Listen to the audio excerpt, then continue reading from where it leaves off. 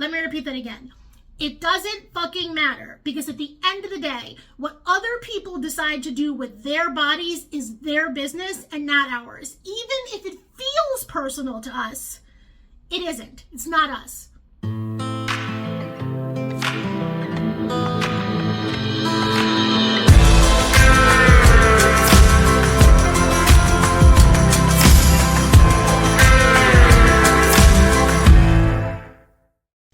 Okay, hi. So we're in my bathroom right now, and I am about to put some makeup on, and I'm going to talk to you because I read a YouTube video that said if you get nervous about speaking to people on camera, you should just talk to them while you're doing something else. So here we go. Which kind of, I don't understand, because I'm really good at like public speaking and doing workshops and stuff, so I'm not quite sure why it is that when a camera turns on, I get super freaked out. So anyhow, I figured I would try something new with my Sunday self-love notes and record a little video to go along with them, because each week from now moving forward, I am going to do my best to like send you a little package on Sunday, and the package is going to include your self-love note, which you can read in 60 seconds or less, and it will also include a link to a podcast episode, and now this little video that I'm sending you right here. So I want to talk this week and have a super honest conversation about what we're seeing happening on the internet with social influencers who have been very plus size, who are losing weight, and how that is impacting people on their own self-love journey. And I'm tying this into the greater because the podcast that I'm sharing with you this week is one of a two-part series. If I look that way, it's because I'm actually gonna fix my mascara. Like, I'm trying to do it in the camera, but that's weird. I'm not like your freaking YouTuber here. The podcast that I'm sharing with you this week is a two-part episode. It's one of two episodes that is designed to help empower you to think about how you want to feel about your own fatness. Because as I've always said, I don't give a shit if you want to gain weight. I don't give a shit if you want to lose weight. I really could care less what you want to do with your own body. That is the point of body liberation. What I do care about is that when you make a decision, the decision that you make is self-loving for you. And that the decision that you make is based on your personal values and your needs, and not your reaction to fear and everything else that you see around you. Like, I want you to make the best decision for your body on your terms, okay? Many of us have seen a lot of influencers who have been losing weight, like Anna O'Brien, for example. She's lost a great deal of weight, and she's also been working a paid relationship, I believe, with Novo Nordisk for GLPs. I think I read and I saw somewhere that Tess Holliday was changing her diet and has talked about wanting to lose weight. And there are a lot of influencers out there who have done it. I mean, as far as me goes, you know that I myself have been on a very slow journey of gradually losing weight, but really focusing on my relationship to food and all of this mental health stuff that I know is essential for me in the process. So a lot of people sort of feel in their way about this, right? Like they feel really passionate about other folks making decisions for their body, which on one hand, I kind of really understand, because when we exist in a world on social media, we get attached to people. We use them as inspiration to give us information about ourselves. We develop trust with them. We feel connected to them based on a relationship agreement. And in this case, the relationship agreement that people have made is with an influencer being fat and proud of their fatness, or or at least accepting it. And so to see them sort of change their opinion and all of a sudden like value weight loss and losing weight can be disconcerting and confusing. And for many people, they may go, oh, if this person doesn't feel good about themselves, and that's what I was immediately reacting to. By the way, not a makeup influencer, so, you know, don't come at me for doing this shit wrong. Like, I freaking hate, like, dealing with this stuff. What was I just saying? Shit on a stick. Oh, yes.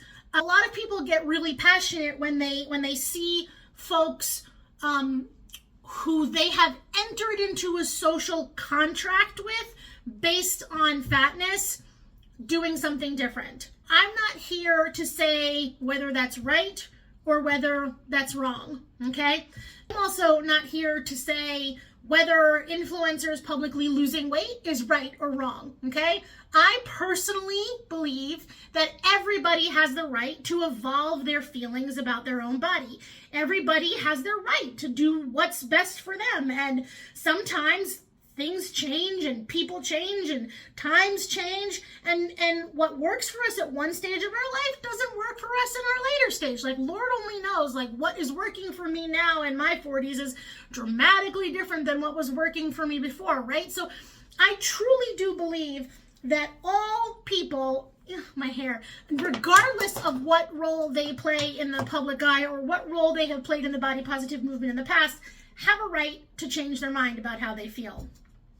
I think one of the problems that people are having is the fact that A, some folks are not being honest about it, or B, they feel that some folks are going to a really extreme level and now either being negative about how they were before or negative about fatness, or C, and I think this is the really big one, they feel that many content creators have actually like made their living off of being fat and off of being happy and fat, and therefore off the backs of them.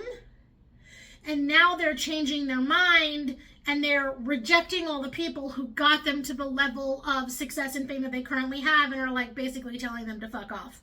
So again, none of what I have to say is about any of that because I really don't have thoughts about that.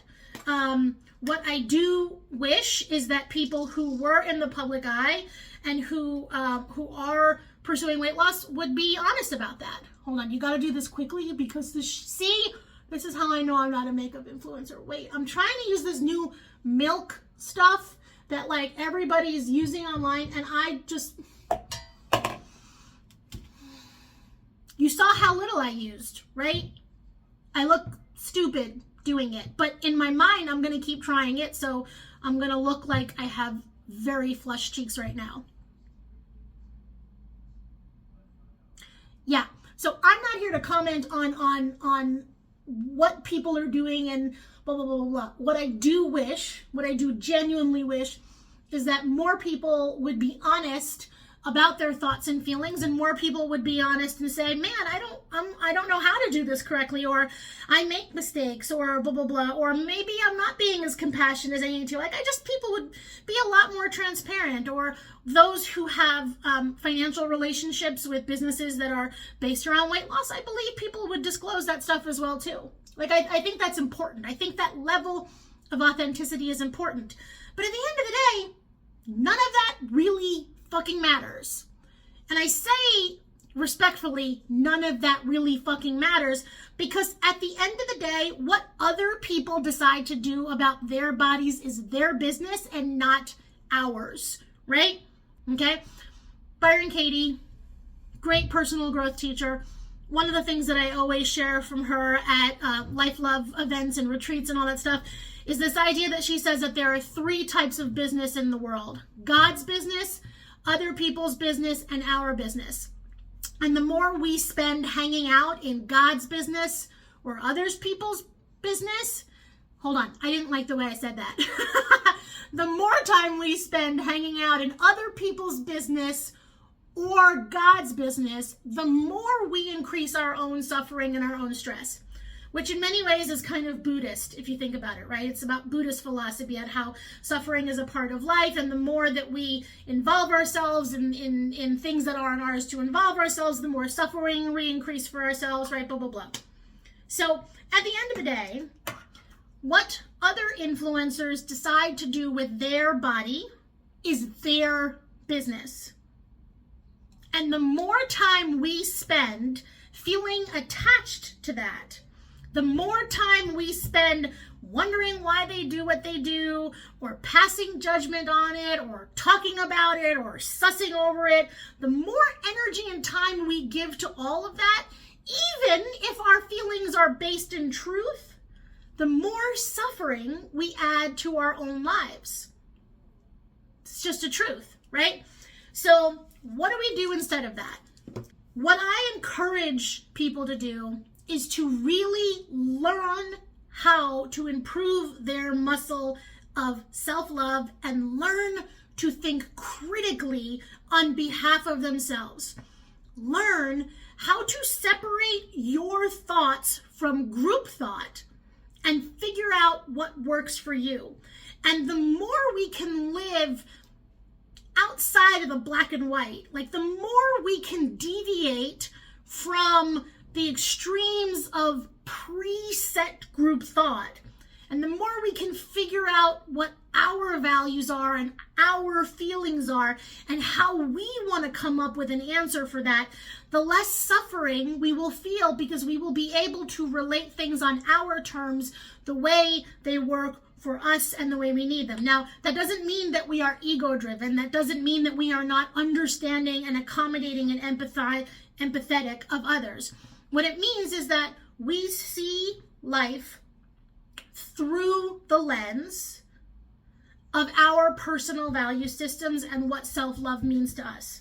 So we are not living our life guided by how other people define liberation or by how other people define our worth. We are living life on our terms. And ultimately, I think we get to a place in our life where we realize, hold on, I gotta go in close. Wait, I need the mirror for this. Hold on. I don't know why see, I'm not even freaking good at this. Like, hold on. Also, I need my eyebrows done, so don't judge me. This is boy brow. I don't know. I don't even know if this is cool anymore, because makeup trends, they change, and like by the time I figure something out, I'm 40, whatever, and like I'm like 3 years behind and shit's not cool. And now my mother would tell me that my eyebrows are too dramatic, so I gotta use some very formal toilet paper, because you know that's who we are.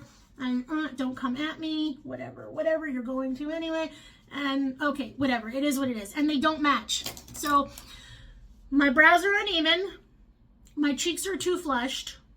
I am not a makeup influencer, but I am embracing the discomfort of learning how to talk to the camera and how to talk to you. I'm embracing it, because self-love means the difference between danger and discomfort. It means turning around and saying, am I really uncomfortable doing this, or is learning how to talk on a video camera dangerous for me? And it's not dangerous for me, it's just awkward. And I feel kind of like a dork, and I want to do everything really, really well. And when I don't do things well, I feel stupid. So let's just remove the ego from all of this, and let's just accept that this is not great, and I'll get better, and you can judge me for being a novice, and that's okay, or you cannot, or you can see my flaws as our shared humanity, and we can take a self-compassionate look at this. And that's how I choose to see this. This is Jones Row Beauty Highlighter. Oh, in case you've been wondering what I'm using, this is brand new. It's not brand new for other people, but for me it is. This is that new Laura Mercier, I don't know, naked thing that people are using. This weightless naked thing. I used some Tarte Shape Tape. I've had this for a long time. I should probably get rid of it, but I normally use the Jones Road Beauty Eye Pencil, but it's in my purse and not here, so fuck it. And then I threw it somewhere and now I can't find it. Welcome to my life. I used a Milk Makeup contour, milk makeup contour. I meandered a bit. Shocker. Welcome to my world. Let me bring this back to what the point of this video is. The point, hold on, I need the mirror. The point of this video is that if we want to experience true liberation, we have to be willing to detach ourselves from other people's conversations and really focus on our own. Let me repeat that.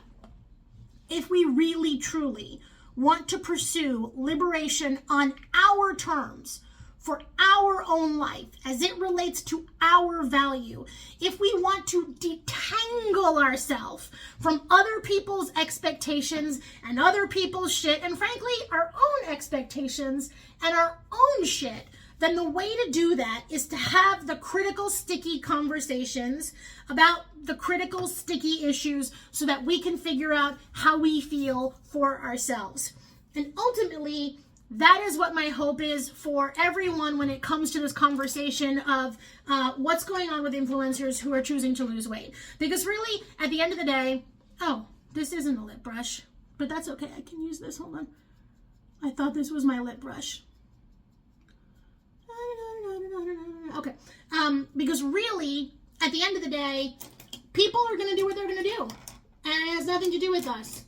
And even if it does have anything to do with us, we can't control that shit. You cannot control what somebody else wants to do with their body. As much as your beautiful little ego and heart wants to think that life is about you and we can control it, we can't. People owe us shit. All they do is owe themselves, right? So this week, if you are feeling conflicted or hurt or confused about this topic. Now, in theory, I should be using a lip pencil. I'm not. I have small lips and whatever. Again, I'm not a makeup artist. I am a person who is trying to figure out how to get better at video by doing things at the same time. If you are feeling conflicted or confused or whatever about influencers who are losing weight, I am challenging you to embrace that feeling, but then to refocus that energy on what I truly believe matters, which is figuring out the answers for yourself. Figuring out about how you feel about your own fatness so that you can craft a relationship to your body and your weight that makes sense on your terms. Before I go, yes, I'm very bougie, and this is a Gucci lipstick, and I use this all the time, and you always want to know and you love it because this is the lipstick that I use in all of my shoots, and it's my freaking favorite. And yes, it costs a lot. And no, I'm not afraid to admit that. But I also really, I wear two lipsticks. I wear this one and I wear a Fenty one. Then they're both basically the same color. I wonder if I have it. Yeah, I wear that one and I wear this Fenty one, and they literally kind of look exactly alike. They're just different textures because I like what I like. I'm not adventurous. I like what I like. Sounds like Christopher Walken. I like what I like. And I have got a makeup fever, and the only cure is more cowbell. Or I have got a makeup fever, and the only cure is more magenta and fuchsia lipstick. Anyhow, this week, I'm sharing with you the first of 2 episodes in a 2-part series that invites you to explore issues of fatness so that you can make your decisions for yourself on how your body and your weight and your fatness and what that means to you. The first episode, which is dropping this week, is all about sort of the big issues of fatness in society. This has nothing to do with what's personal, and it's everything to do with fatness in society. So really understanding what body positivity is, what fat acceptance is, what fat advocacy is, what fat liberation is, and what we need to understand about those things so that we can understand them for ourselves. For example, so many people have the idea of body positivity completely wrong. And it's not their fault, because businesses and industries have totally corrupted the idea of body positivity, because body positivity is not self-love. Body positivity is not, I accept myself as I am. No, no, no. Body positivity is a socio-political offshoot of the fat acceptance movement. Body positivity, in its definition, is intrinsically anti-diet culture. And, by the way, I can say this to you vulnerably and admit and tell you that I screwed up when I was younger, because I used to say publicly, yes, you can be body positive and lose weight. And I get that. Jesus Christ. I wrote a piece for Women's Health magazine online all about that. And you want to know what? I was wrong. I was wrong. You cannot adhere to the traditional definition of body positivity as it was defined by the body positivity movement and actively want intentional weight loss. Now, I'm not saying it's bad if you do, right? But that is why I personally say that I am not ambassador of the body positivity movement anymore.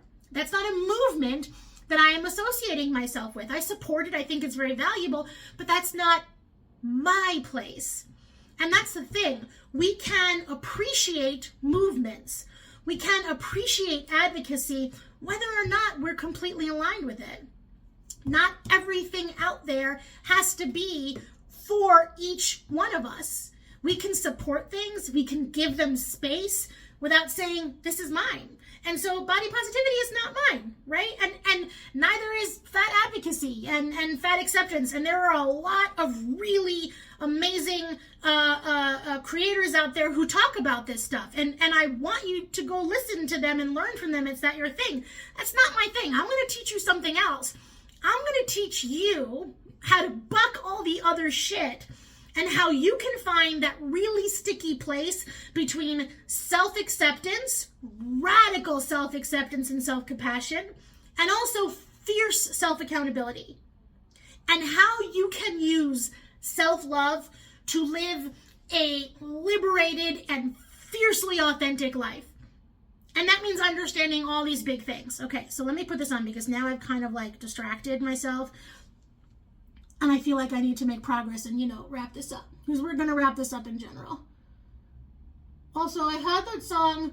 Maybe we should... Jesus Christ. Yep. Okay. Not a makeup artist. Also, really want lip filler. Maybe I should not. Maybe we should do a thing where I sing songs to myself while putting on makeup and doing a bad job so you can... I have that song. I got me.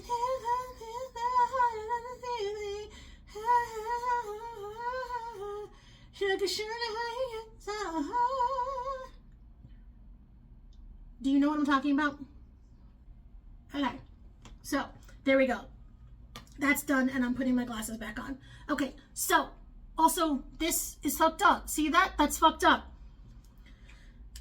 Shit in a stick. I was a little cocky, went a little fast. Now I got uneven lips. I look like freaking Darcy Silva, who I love, by the way. Like, I hang out with Darcy, with the Silva twins. I mean, I'll send them a copy of Soul Archaeology, because I think they would, I think they need that shit. But, I mean, I like them. I freaking hang out with them.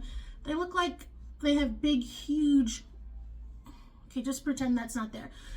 Big, huge hearts. Not titties, although they do have big titties. Big, huge hearts.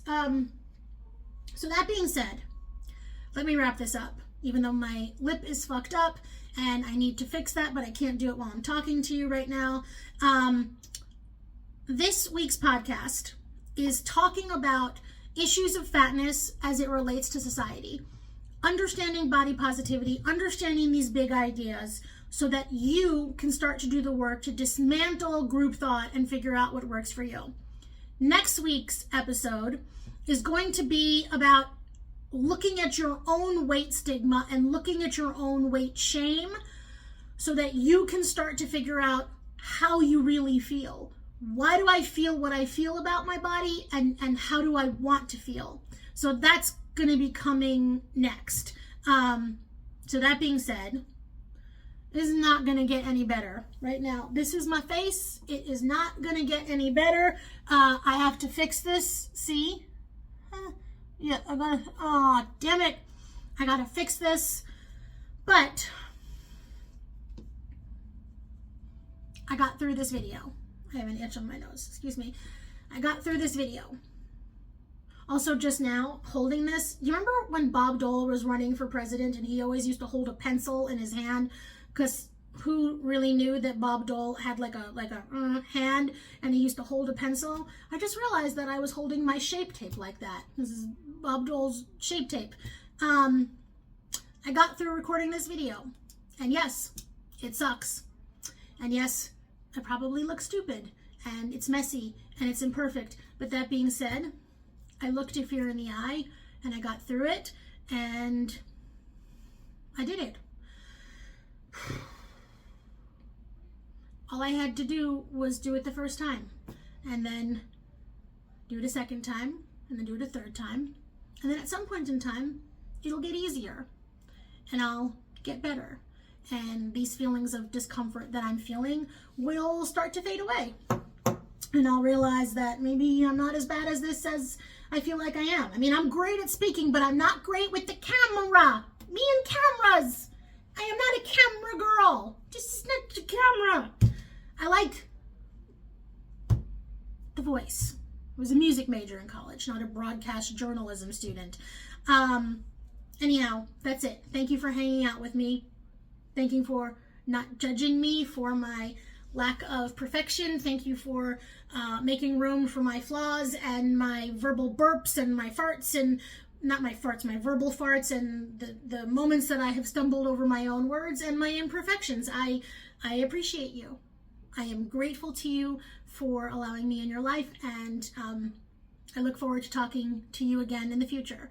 And the next thing you can do if you want is listen to my podcast, Powered by SelfLove, which I'm just going to link on YouTube so that you can find it if you want. And I don't know, participate in this conversation with me. Just, don't be a judgmental shit face.